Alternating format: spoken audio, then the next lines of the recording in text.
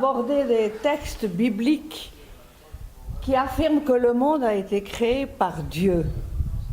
Que répondre à ceux qui disent qu'on ne peut plus croire à cette affirmation biblique depuis les grandes découvertes scientifiques? La Bible et la science parlent toutes les deux du monde, de l'univers, du commencement, des commencements, des humains, etc. Mais elles disent des choses très différentes. La Bible répond à la question « Pourquoi le monde existe-t-il ? Pour qui l'humanité a-t-elle été créée ?»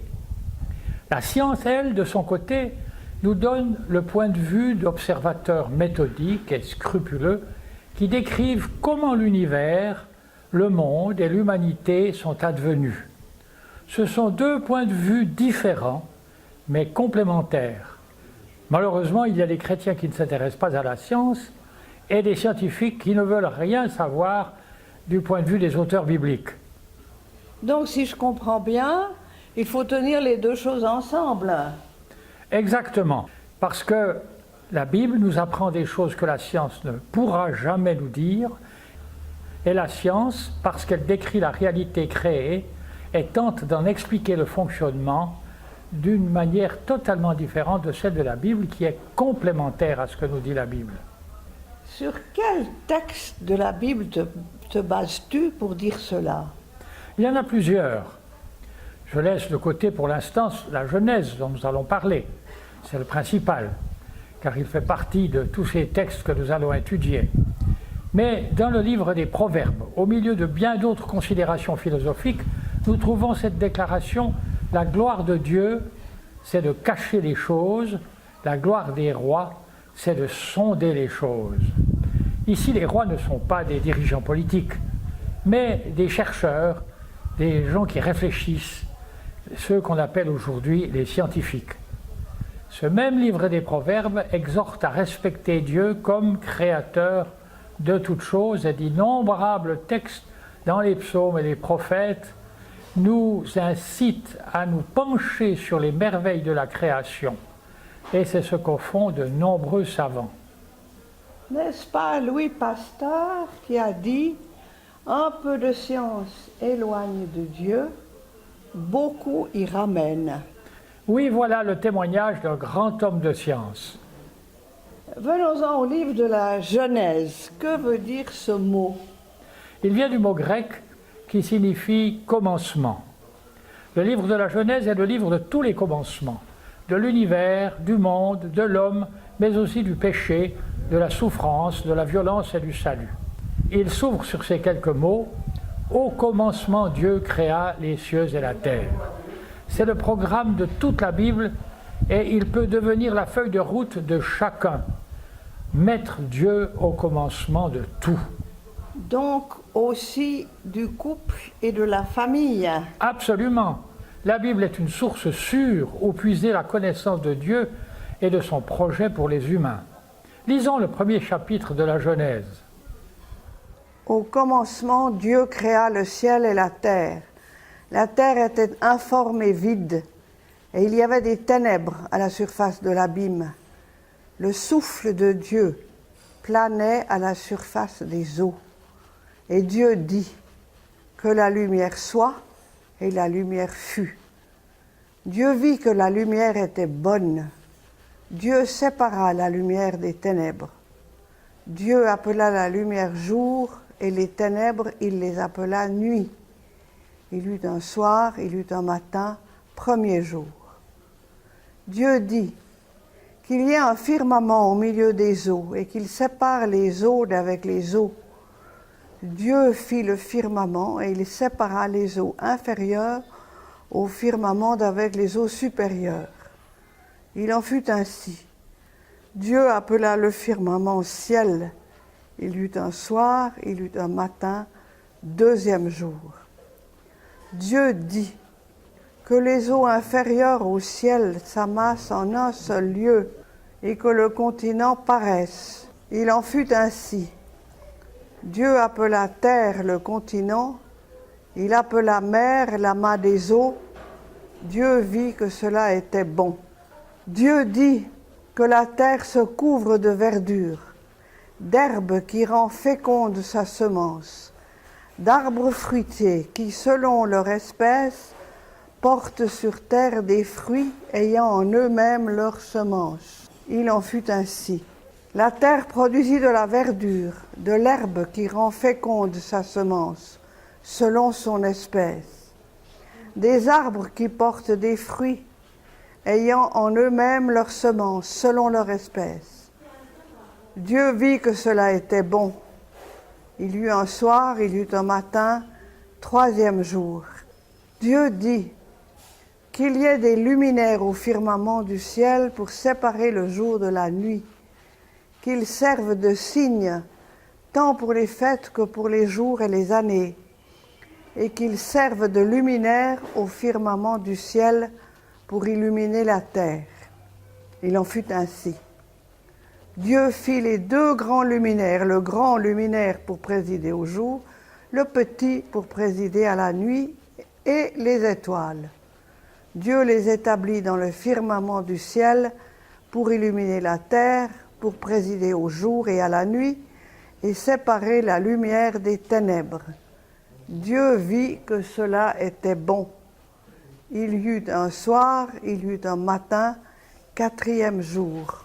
Dieu dit que les eaux grouillent de bestioles vivantes et que l'oiseau vole au-dessus de la terre face au firmament du ciel.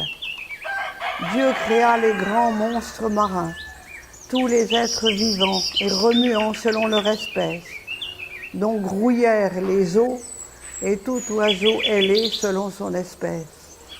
Dieu vit que cela était bon.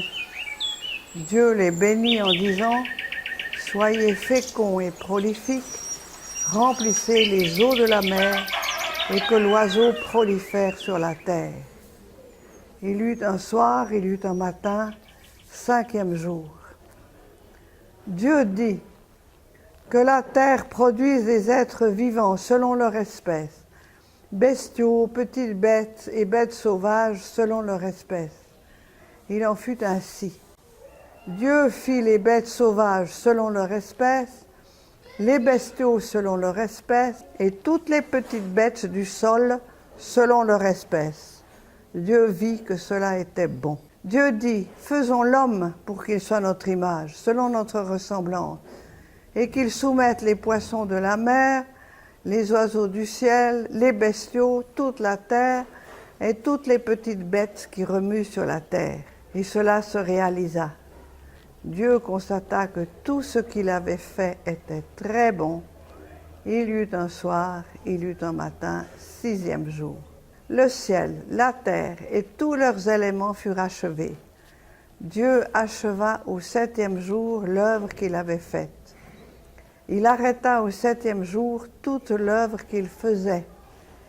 Dieu bénit le septième jour et le consacra, car il avait alors arrêté toute l'œuvre que lui-même avait créée par son action. Telle est la naissance du ciel et de la terre lors de leur création.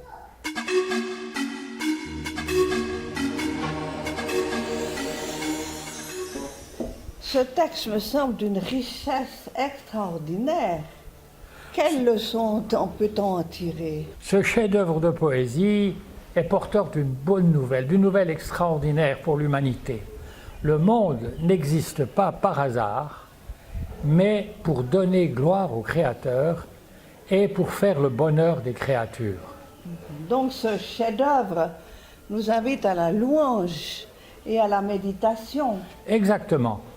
C'est comme lorsque on entre dans une cathédrale, on admire le porche artistement travaillé. C'est le rôle de la semaine de la création, d'orner l'entrée de l'édifice biblique. Tout y est magnifique, tout y invite à entrer pour découvrir la magnificence du projet de Dieu à partir de l'intérieur. Dans les cathédrales, au-dessus du porche, il y a la rosace. On ne peut l'admirer que de l'intérieur. Elle illustre bien la démarche de la foi. On ne peut pas apprécier le message biblique si l'on reste à l'extérieur. Moi, j'y vois le premier jour, Dieu dit que la lumière soit et la lumière fut. C'est exact. Sans la lumière de la révélation biblique, nous restons dans les ténèbres de l'ignorance de la connaissance de Dieu. Pourquoi 7 jours pour la création? Le chiffre 7 symbolise ce qui vient de Dieu. Et chaque jour, nous apprenons quelque chose du projet de Dieu. Deuxième jour, le ciel se dégage. Troisième jour, la mer se retire et la terre apparaît. Mais il y a un fait qu'on ne remarque pas toujours. Ces jours se correspondent harmonieusement.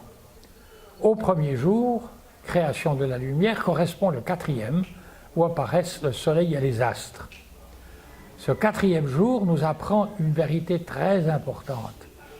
Alors que presque toutes les religions divinisent le soleil et les étoiles, notre récit, lui, en fait de simples créatures destinées à éclairer la terre et à marquer le temps.